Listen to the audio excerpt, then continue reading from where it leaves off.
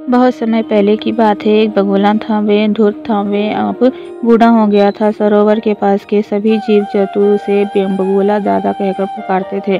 बगुला बूढ़ा होने के कारण शिकार नहीं कर पा रहा था। एक बार भूख के कारण वे तालाब के किनारे रो रहा था। एक केकड़ा ने उस बगुले को रोते हुए देख लिया। केकड़ा बगुले के पास आया और उससे पूछने लगा, दादा बगुला, क्या बात है? आप बड़े परेशान लग रहे हो और रो भी रहे हो। बगुला अगर केकड़ा को सच बता देता तो सरोवर के सारे जीव बगुले का मजाक बना लेते। धूर्त बगुले के दिमाग में एक योजना आई। उसने तत्काल केकड़े को उत्तर दिया, क्या बतलाऊं केकड़े भाई, मुझे अभी अभी एक बहुत बड़ा ज्योतिष मिले थे। वे मुझसे कहने लगे कि अब आने वाले 2 वर्ष के लिए इस क्षेत्र में अकाल पड़ेगा। उसमें यहाँ के सभी जीव जंतुओं को खाने के लाले पड़ जाएंगे और ये तालाब भी सूख जाएगा। मैं तो उड़कर कहीं और चला जाऊंगा, परंतु इस तालाब के सभी जीव जंतु और मछलियाँ का क्या होगा? ये सोचकर मैं रो रहा हूँ। केकड़ा डर कर बोला, बगुला दादा, आप तो सच कह रहे हैं। इस सरोवर में तो बहुत कम पानी है, यह तो जल्द ही समाप्त हो जाएगा। आप तो बहुत बुजुर्ग और अनुभवी हो, आपने पहले भी इस तरह की मुसीबतों का सामना किया होगा। अब आपकी ही बतलाओ क्या करना चाहिए।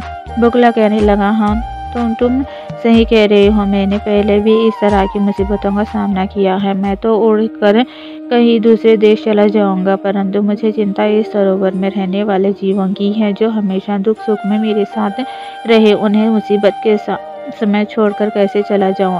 केकड़ा बोला, आखिर हम कह सकते हैं। दुष्ट बगुले ने तत्काल जवाब दिया, यहाँ से कुछ मील दूर एक बहुत बड़ा सरोवर है। वे सरोवर इतना विशाल है कि आने वाला उस 10 वर्ष तक भी बारिश न हो तो भी नहीं सूखेगा। हम सभी को वहाँ चले जाना चाहिए। केकड़ा भी बगुले की बात की से सहमत हो गया और अकाल जाने की खबर सरोवर के आसपास जंगल में आग की तरह फैल गई। सरोवर के सभी जीव बगुले की बातों में आ गए और मुसीबत से बचने की सलाह लेने लगे।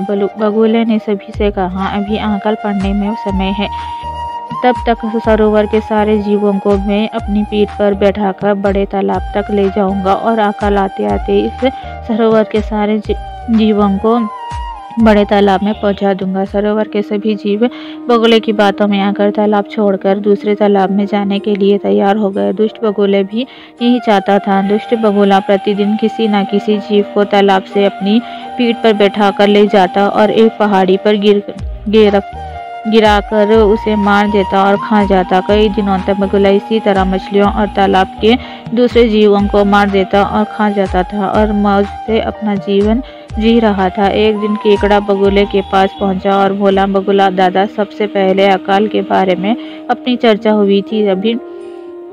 अभी तक अपने कई मछलियों और जीवों को बड़े सरोवर भेज दिया, परंतु मुझे अभी तक नहीं भेजा है। कृपया मुझे भी जल्दी से जल्द वहाँ भेज दे। बगुले भी सोचने लगा कि कई दिनों से मछलियाँ खा रहा हूँ, क्यों ना आज केकड़े का स्वाद चखा लिए। बगुला तत्काल तैयार हो गया। केकड़ा बगुले की पीठ पर सवार हो गया।